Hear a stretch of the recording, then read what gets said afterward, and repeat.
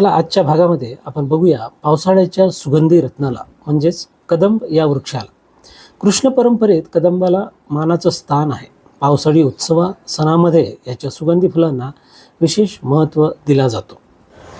नमस्कार, मी प्राध्यापक दिलीप कुमार आपल्या सर्वांचं स्वागत करतो नो युअर प्लांट सिरीजमध्ये. कदंबाचं शास्त्रीय नाव निओ लामार्किया कदंबा असं आहे.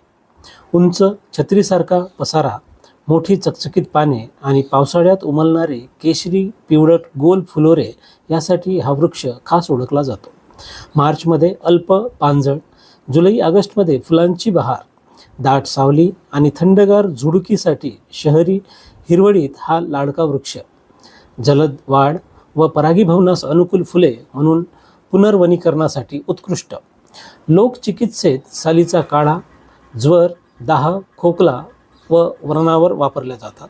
पानांचा लेप सूज त्वचारोगांसाठी, तसेच सुगंधी फुले अत्तर निर्मितीसाठी, फळांचा काढा पचन बिघाडात असे उल्लेख आढळतात. कृपया कोणतीही औषधी उपयोग करण्यापूर्वी तज्ज्ञांचा सल्ला जरूर घ्या. सुगंध, सावली आणि संस्कृती म्हणजेच कदंब. निसर्गाचं सुवर्ण मिश्रण.